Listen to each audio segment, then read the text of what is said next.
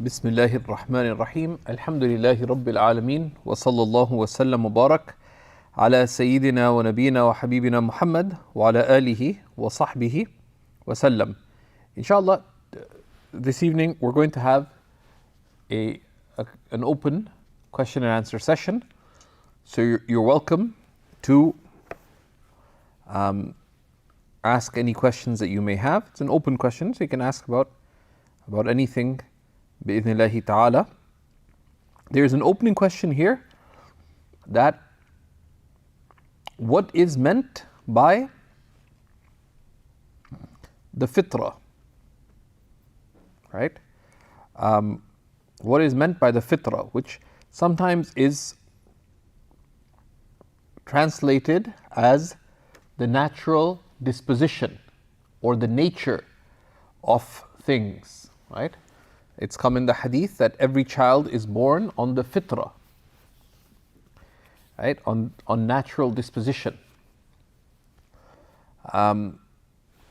So the Fitra refers to how Allah created something, the original form of something. Now, the word Fitra comes from creating, making something. Allah subhanahu wa ta'ala says in the Quran in Surah Al-An'am,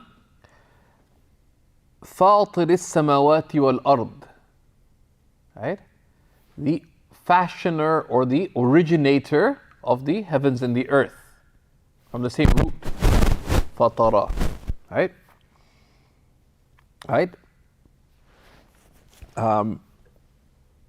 Right? So the Fitra, a lot has been said about it, but one of the best things said about it was mentioned by Imam Taqiyuddin al-Subki, who says that the strongest position amongst the ulama is that the Fitra, the natural disposition of the human being, is the nature, the sound nature by which Allah created people, right? And we believe that people are born with a blank slate. People aren't created evil or good. But this state has the capacity for accepting deen. So it's a natural state, right, that has the capacity to accept religion, right? And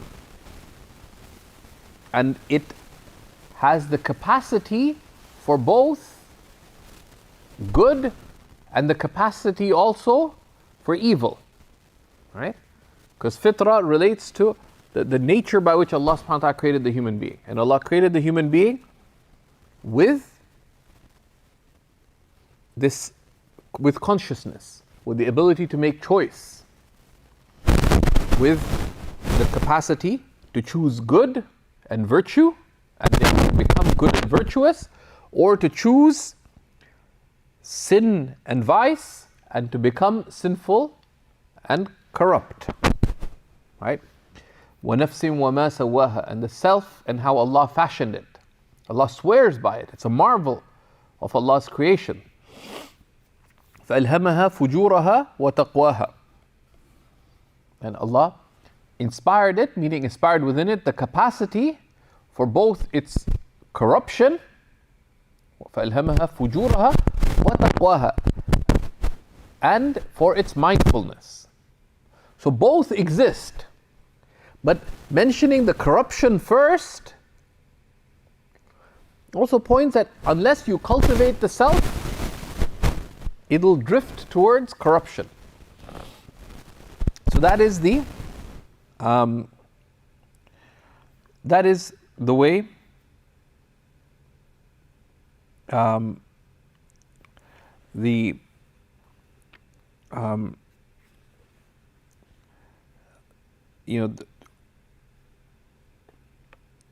that's the Fitra, that's the natural notion.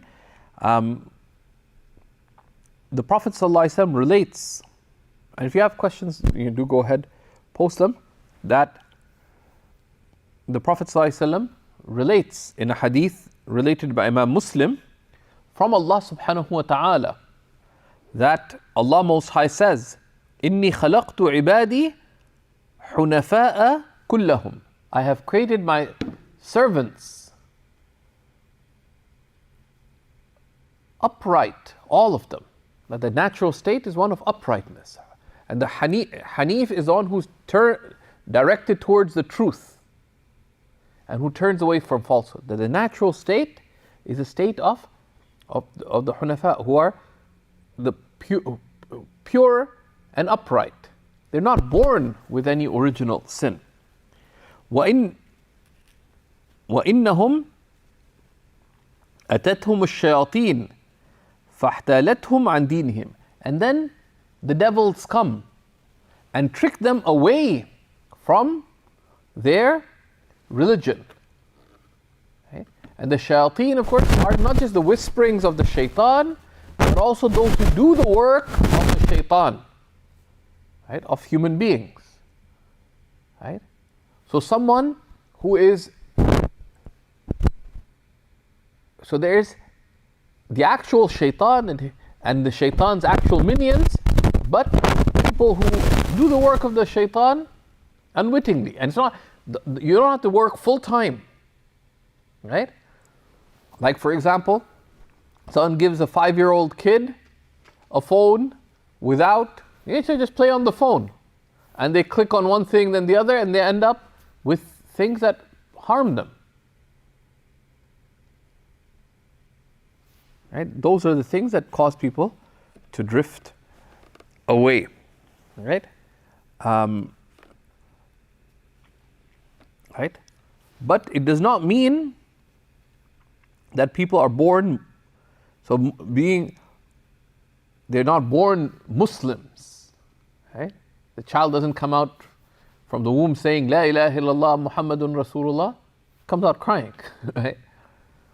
But it's born upright in that it's born with the capacity of belief and is not born predisposed to sin. It has the capacity to sin as well. Right? So that's in brief what we can say. A lot has been said about, but then some people say that it's come in, that some of the hadith mentioned that they're born in the natural state of Islam, right? Meaning in a natural state of Islam, meaning in a natural state that accepts Islam. Doesn't mean they're born Muslim. Which is why this saying, and this is what the majority of the ulama have said, that the natural state of Islam, meaning in a natural state that is accepting of Islam. And their parents, it is their parents and their environment that makes them Jewish or Christian. Does not mean that the children of you go to your Christian neighbor who has children and say, your child is a Muslim, it's only you who will make them a Christian. No. Yeah, they're born Muslim with the capacity to submit. I hope that's clear. Right? But also, in it is a reminder that your natural state is not one of sin. So if you find that you've acquired sinful habits, you've acquired vices, you've acquired bad traits of character, that's not you. Right? You are a creation created in a state of Fitra with the capacity for the best of qualities. Right? How do we acquire them? مَنْ يُرِدْ اللَّهُ بِهِ خَيْرًا يُفَقِّهُ فِي دِينِ. Whomever Allah wishes well for, He grants deep understanding of religion. That door is open for everybody. Right? Well, there's many proofs of that, etc. Right? Right? Any questions online?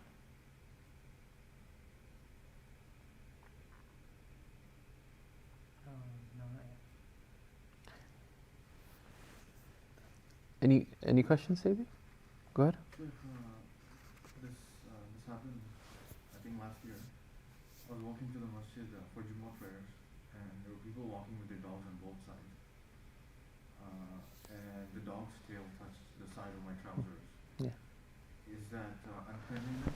Yep. So, so the questioner asks that I was walking to the masjid and I wasn't able to avoid a dog whose tail hit me.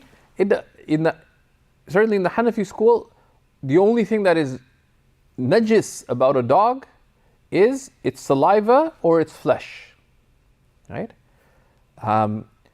The hair of a dog is not najis. Technically, the skin of a dog is not najis. So let's say you went to one of the cold regions of the world where there's a lot of dogs, and someone gave you a winter jacket made out of dog. Could you wear it? Yes. Because the only thing najis about a dog is its saliva. But then, let's say a dog licked you, we know that there's an excusable amount of filth, which is less than the inner palm, would be excused. Right? So even if a dog licked you, you would assume that it was a lick. It would take quite a paint job with his tongue that for him to lick more than the inner palm. Right? If he just licked you, you assume just a little bit, so it would be excused. Right? It would be excused. Of course, we avoid that. So that's so there. If one had the chance, if the dog just brushed past one or whatever, there's no issue. If it licked one, we can assume that it's a little bit. So if there's an opportunity, it'd be recommended to just rinse that. But sometimes it may not be possible. So just as long as it's dry, then there's no issue. Alhamdulillah.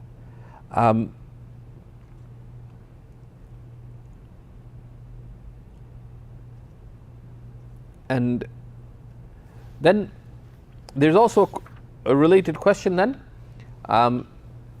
Why are dogs not permitted to keep as pets? So dogs, firstly, the Islamic tradition has viewed dogs with respect. Right? There's a scholar with a really cool name, Ibn al-Marzaban, who's literally the child of marzipan. He wrote a book called Fadlul Kilab, The Virtue of Dogs, على كثير من من يلبس الثياب, over many who would wear clothes. Because dogs have undeniable good qualities. They're loyal, they're trustworthy, right? They're patient, there's many qualities. They sacrifice, etc. There's good qualities. Number one. Number two, Islam's not anti-dogs, in the sense that,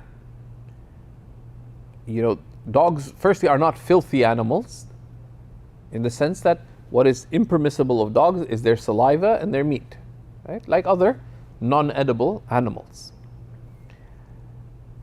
Dogs are permitted to acquire as shepherd dogs, as guard dogs, right? And in our times, for example, certainly for a blind person, as a guide dog, for example.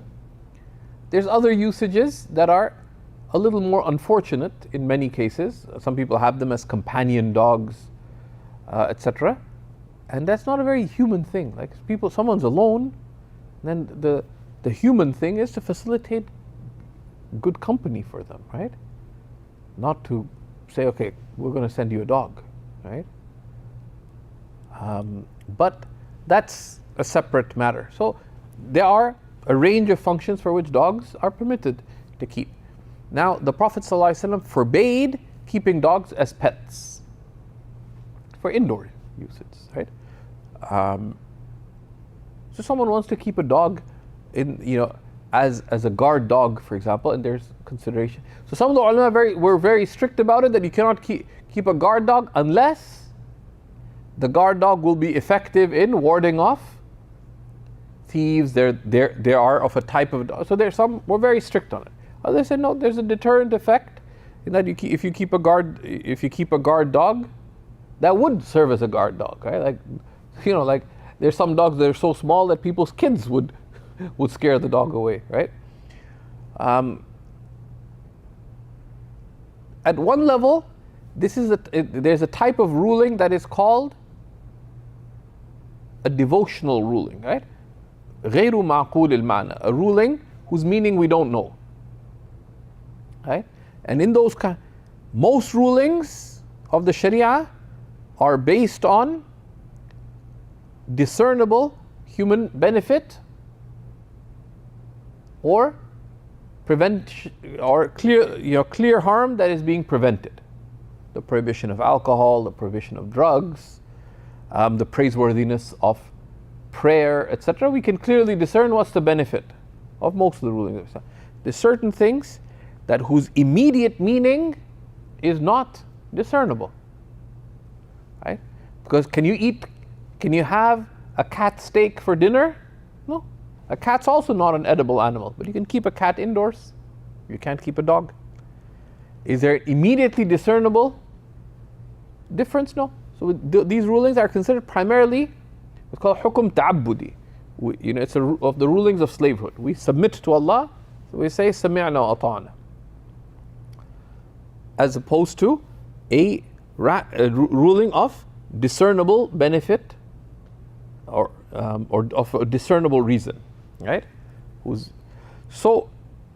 But they say that, and there's wisdoms in terms of the saliva of the dog, etc. But those are secondary matters. And the Prophet ﷺ pointed to the devotional nature of that by telling us that why don't we keep a dog? Because the angels don't enter a house in which there's a dog. So it's done as a test. It's a test. Yeah. Right? Don't enter a house, or literally don't enter a room in which there are there are images or dogs, right? So that is pointing to that this is a prohibition of of spiritual nature, right? And it's done as a test from Allah subhanahu wa ta'ala.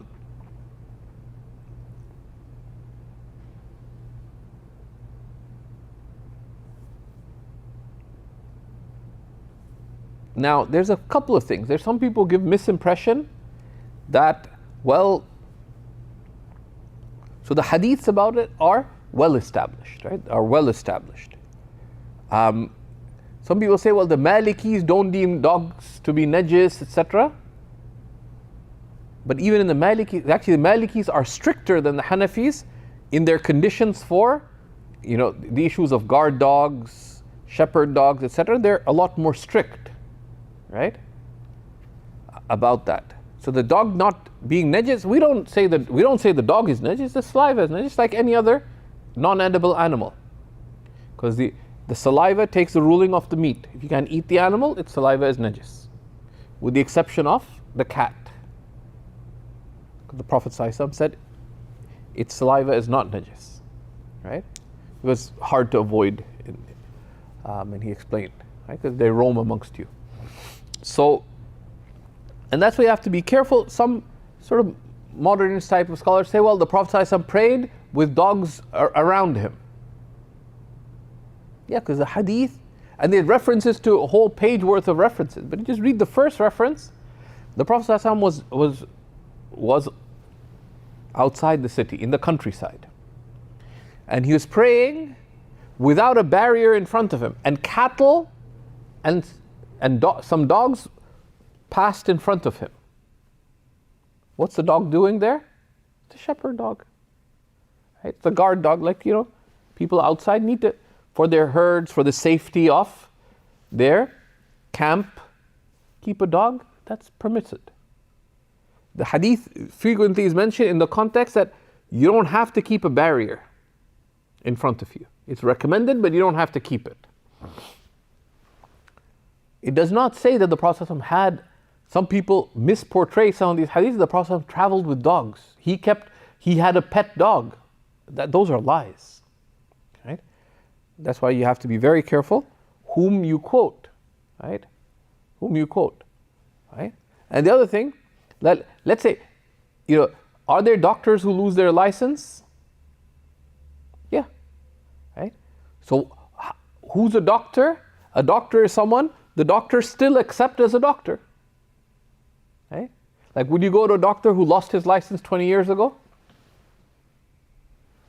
If you had some serious condition, your eye is palpitating, may Allah grant you health, your eye is palpitating, we say, oh, you know, Uncle Jamil, he used to be an eye doctor 25 years ago, but then he lost his license.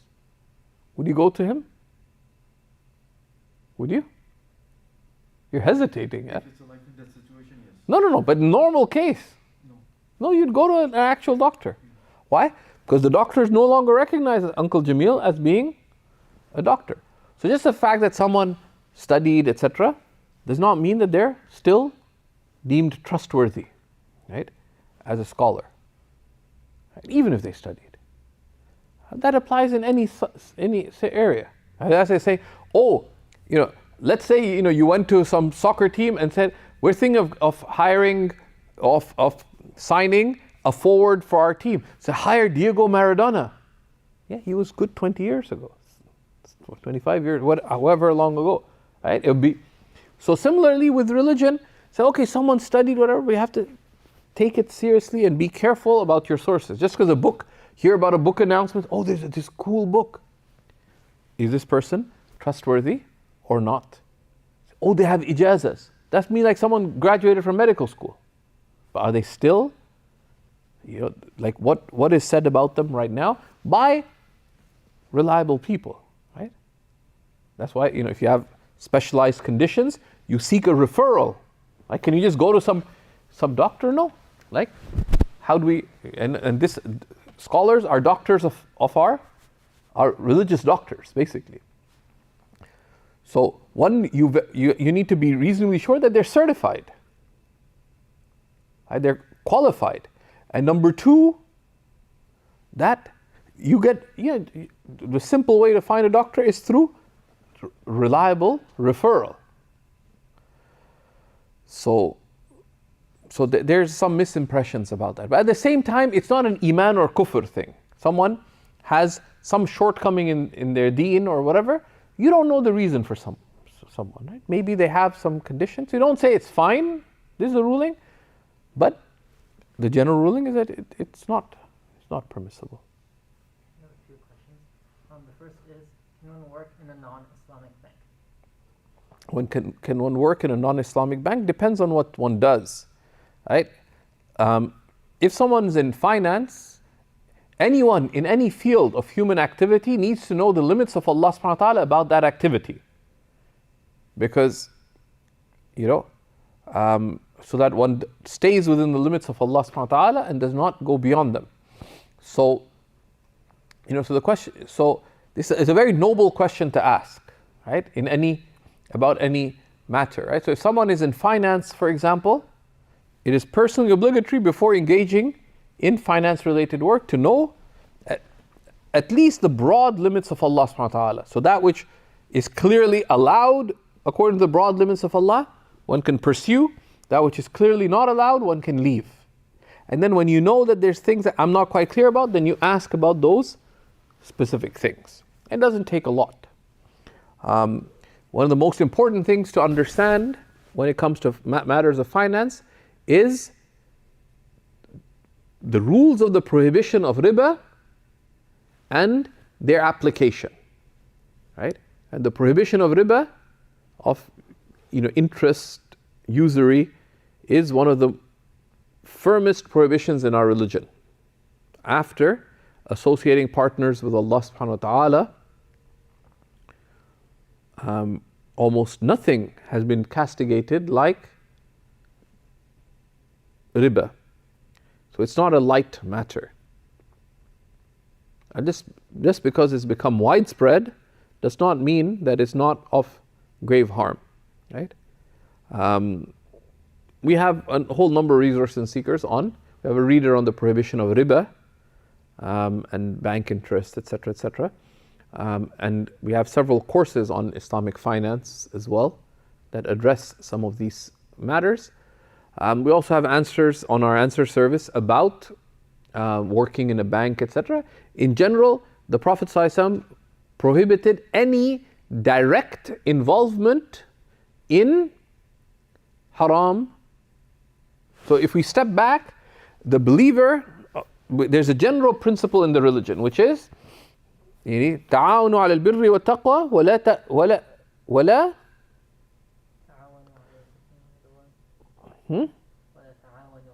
ولا تعاونوا على الإثم والعدوان. Right?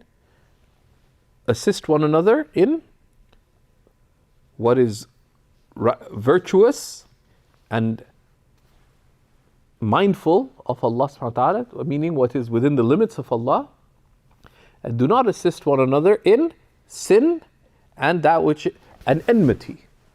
Right? And a sin is that which goes against the command of Allah subhanahu wa ta'ala. So the believer cannot be party to any sin directly. Right? Well, you cannot be a direct party in sin. Right?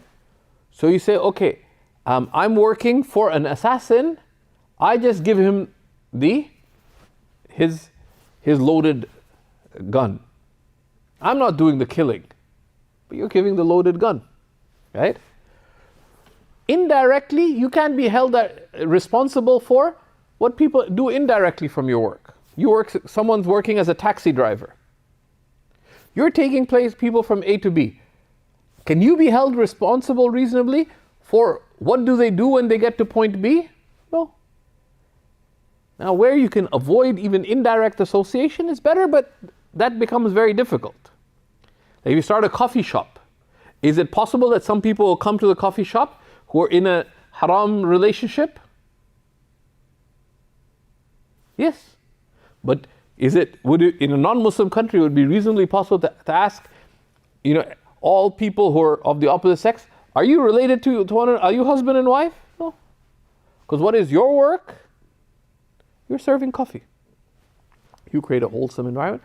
So similarly, in general, if one has a choice of multiple sources of employment, one steers away from even indirect associations with clear sins. Right? Just like a Muslim would not work. Like, what is more harmful? Alcohol, pork, or interest?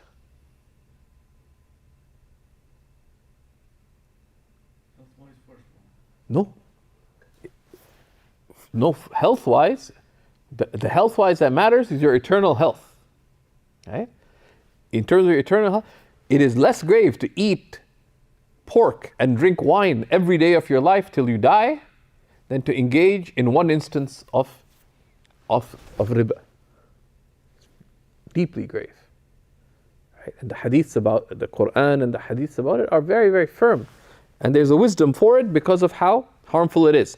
Now, in general, if one can stay away from working at a bank or other financial institution whose primary activities are problematic, then it'd be better to stay away. But it's important for one to learn the fiqh related to finance, but lines of employment within a bank that are not directly related to the provision or facilitation of haram contracts, like interest-based contracts, would be permissible. So someone's working in the IT department, for example. What are they doing? The work they're doing for that IT department, they could be doing for any other IT department, right? Keeping the service running, etc. The sin does not relate directly to their work, right? But it becomes tricky because you enter into gray areas, etc. So we have a number of answers that detail different scenarios. What about doing the accounts? What about doing this? So we have a range of answers. You can read those. But if one finds oneself in such a situation, doesn't mean you drop everything and run away, right? You make the resolve to find superior employment or halal employment. It's good to sometimes consult a scholar about the specifics of your situation, and you transition to it deliberately, but without harming one's family or one's life commitments in fundamental ways. Right? Because some people get dramatic, they quit their work, but then they can't pay the next 2 months of rent, then they get evicted from their home, and then it leads to them losing their marriage. So what do? They say one extreme leads to the other. Right? If you try to be too extreme in the way you do something, what will you do? You leave it all. Right? So there's a way to proceed forward, and how does one find out? One consults. I will take one more question. Someone's asking, how many times does something need to be repeated for something to be wajib adi? If we see the fire burning for the first time, will it be considered mustahil adi for it to not burn? Is there a work that merges the hukm adi as discussed in logic with the scientific method?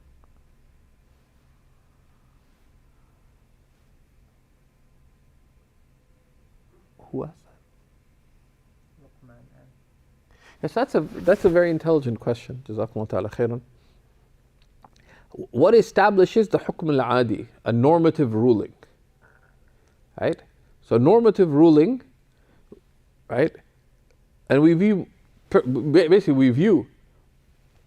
all things that happen in this world and the relationship between cause and effect in creation to be normative rulings.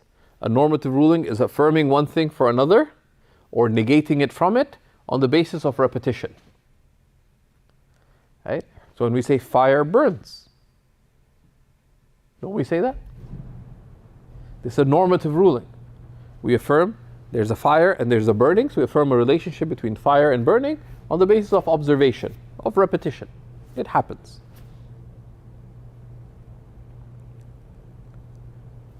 So we affirm it. Or certain things are negated. Water doesn't burn. Right? Through repetition. But at the same time we affirm two matters. One is while affirming the possibility that it be otherwise. Now, we don't expect the possibility that it be otherwise. It's rationally possible. Allah create the cause, there not be the effect. But we expect and we live with the possibility that if there's a cause, there'll be an effect. Related to things that are based on observation, on norms, right? This is sunnatullah. Right? Right? You don't expect the moon to skip ahead 2 days. It's span extra fast. We don't expect it, right? So we act accordingly, right? And with negation of any ta'thir, with negation of any necessary causality. And ta'thir is that it is not the cause that creates the effect. Right? There's a relationship between cause and effect, but Allah is the creator and sustainer of the cause, and Allah is the creator and sustainer of the effect. But there's a muqarana, there's a relationship between the two. The ulama of theology, of kalam, differed on two opinions about what is the minimum that would establish the ada, a norm, a normative ruling. Is it one time sufficient, or does it have to be two? Or does it have to be repeated? So some of the ulama made tatbiq between them, that try to join between them, that a norm, if something happens once and then you see the same causes, then you would have dhann, you would have an expectation that the effect will be found, right? But you wouldn't be certain, you wouldn't be sure, right? And then depending on the thing, because some things are simple, right? You took an egg, you threw it 10 feet, it smashed. If I took another egg 10 feet, I let it go before I did, what would you expect it to smash? Just, you've never seen an egg smash before, let's say. Yeah, because, after the first egg smash, you looked at the egg, you looked at the distance. So because, but that's very often reinforced by corroborating details, right? So there's no clear-cut answer on that, because it depends on how simple a matter is and how much secondary, corroborating considerations enter into it, right? Most of the books of theology don't give a decisive answer to it, right? So it's a matter of what's the initial assumption, right? And this seems, and the commentators and the Sanusiya discuss this, etc. That, and one of the ways that some of the Hawashi mention is that if something happens once, and if the same thing happens a second time, there will be an expectation. But when it enters into repetition, then we will be reasonably sure, right? And the more clear the repetition is, the degree of our surety till it reaches a normative certitude, right? Now we are normatively certain that if the sunrise is at, what time is it these days? We're normatively certain that sunrise is 6:44 in Toronto these days, 6:44 a.m. Do you expect, oh my God, sun rose an hour early? No, you don't expect that, because it's something that doesn't normally, لا يتخلف عادة. You don't expect that the relationship between that is strong, right? So it's just an inward conviction, and that it is possible in itself because Allah is the creator of both. But Allah is creator of this rabt, the connection between cause and effect, and it's rahmah from Allah, mercy from Allah, that this connection exists as it does. And a lot of people get very worried about science. It's good to study kalam, but what my teachers encourage is to study things on their own terms, right? Unless you're coming with particular doubts, right? That understand something on its own terms, appreciate its coherence, its consistency, its clarity, its correspondence to the primary texts, etc.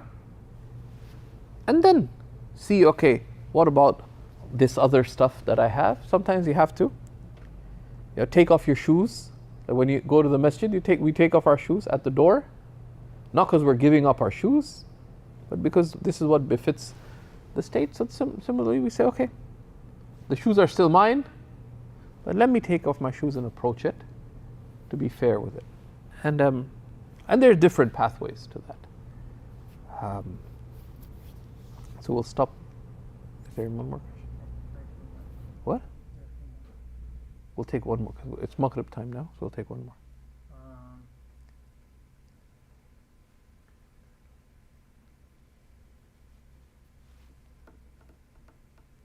Someone was asking, what's the ruling of women posting pictures of themselves on social media where only other women can see the pictures?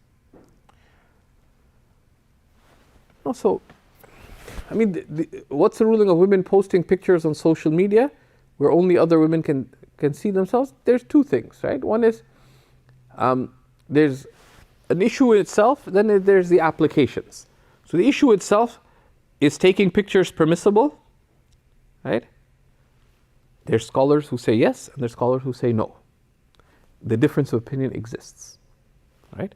So those who say no, that is a sound opinion, but we do not condemn matters where there's difference of opinion. And those who choose, okay, I don't take pictures, I don't post pictures, that's a noble position of caution, and we respect the caution. We don't have to agree legally with it, but we respect that caution. But you can't impose your choice on others in matters of difference of opinion as well. You can suggest or encourage. Now, if picture taking is taken to be permissible, then the question, what about posting them online? Posting them online, there's broadly, how do we judge things? It's a useful framework to have. We judge things based on three things: intention, the intention of something, the content of something, and its outcome. Right? Right? Right? And all three need to be sound for a sound action. So let's say you visited someone who just had a major heart attack, and they're on very special liquid. They're just being fed. They're on all these kinds of stuff. They can't take any food. So I want to make them happy. So you take a porterhouse steak and rasmalai and a black forest cake, and you take a triple shot cappuccino for them, and a secret 2-liter bottle of Coke, because those are all the things they like. Now your intention is very noble, but given the situation, is this action sound? No. And are its outcomes going to be sound? No. It's a good framework to look at something with, right? So this issue of posting pictures online, in general, everybody needs to be careful about that. Why? Because they're called selfies, right? Like, for example, right? There's a difference it's very easy to fall into showing off, into conceit. That can stir envy. It can stir all kinds of things. It can lead to immodesty, flirting, inappropriate, sinful interaction, to be straight up, with the opposite sex, right? One acts in a certain way and it causes others, it stirs their desires, etc. And this applies not only to men. A lot of men post immodest shots of themselves, and there's a lot of sexualization of the male body, of male dress, of male conduct, right? And that's not appropriate, because men are supposed to dress, with modesty and dignity, and to conduct themselves accordingly, right? So it is possible, like if we take the position of the permissibility of pictures, it is possible for someone to put a picture up in a manner that the intention is sound, it's done in a sound way, and the outcomes are sound for oneself and for others. Okay? So for example, someone limits the circle of who can see their pictures. Right? So they do it with a good intention. They keep in touch with their cousins, their family, their circle of friends. But so they do, so check one's intention, check what is done and how it's done. Okay? And if the pictures you're taking are modest, it's likely because what you do in life is modest, right? And you consider outcomes for yourself. Right? It's very important that we should all know that one of the most precious meanings in our life is being sincere in seeking the pleasure of Allah. Right? And the opposite of sincerity is insincerity. Would this cause me pride, conceit, arrogance, envy, etc.? So this is something to approach with restraint, right? With restraint, both for women and also for men. And also, one should be careful about others, right? Especially in difficult times like this, people celebrating, going on vacation, and there's still people, a little bit of travel is that, people posting pictures of their vacations, and there are millions extra who are out of jobs and who are struggling to just pay their rent. You're posting pictures of enjoying my vacation by the lake.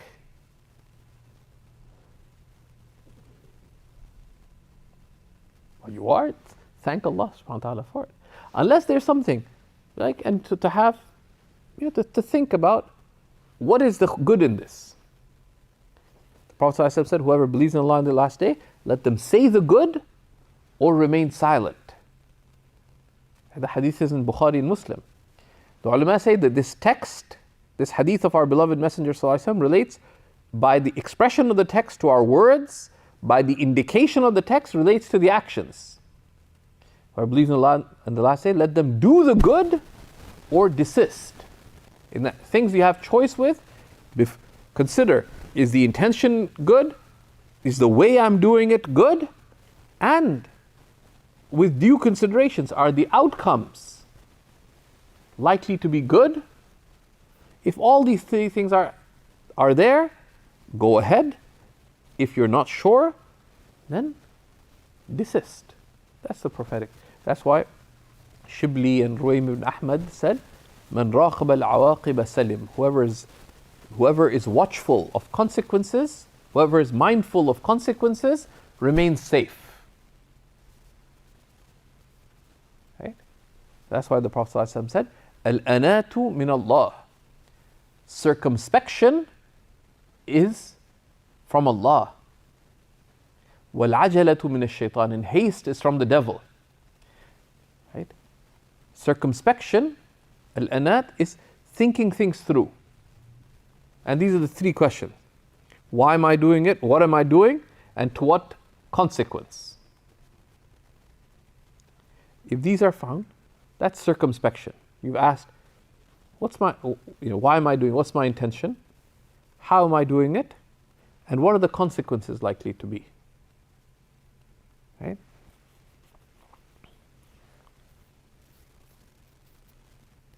And haste, which is to act without thinking about your intention, about why you're doing it, what you're doing it, and to what end you're doing it, is from the shaitan. If you don't watch your intention, you could be insincere, arrogant, showing off, conceited, envious, malicious, right? All kinds of stuff creep into our intentions. You could do it in detrimental ways for you or others, in ways displeasing to Allah. Right? And the Prophet ﷺ said that, insincerity creeps into one's actions like a black ant on a black rock in the dark of a moonless night. Right? And insincerity and other ill motives creep into our actions. So we need to be watchful. Right? Some guy used to, just even simple choices. Right? Someone would wear modest trousers and they'd dress in a modest way. Just on a whim, it came up on their social media feed. They bought something, one click. And now this thing is now tight around the crotch area, etc. It shows their muscles much better. And they notice, I'm getting attention. And this little thoughtless thing, they just purchased a pair of trousers. They say, you know what? They got other things. Right? So that's why all actions have consequences. Right? So that's part of taqwa. The Sahaba said, that we used to leave 9/10 of the permissible out of fear of falling into one impermissible matter. Right? And the Prophet ﷺ said, a person will not attain the ranks of the people of taqwa, of mindfulness of Allah, until they leave that which doesn't have harm out of cautious concern for falling into that which is harmful. How does one know that? One needs knowledge. One needs knowledge. Of the best of things that I could remind myself, first and foremost, and you, is the words of the Prophet ﷺ. من سلك طريقا يلتمس فيه علما سهل الله له به طريقا إلى الجنة. Whoever pursues a path seeking knowledge therein, Allah will facilitate for them through it a path to paradise. Right? So if you want the facilitation of eternal bliss, pursue a sincere path of seeking beneficial knowledge. but seeking Allah subhanahu wa ta'ala thereby. And once you know, then act accordingly. إذا عرفت فالزم. If you know, then stick to it. وصلى الله على سيدنا محمد وعلى آله وصحبه وسلم والحمد لله رب العالمين.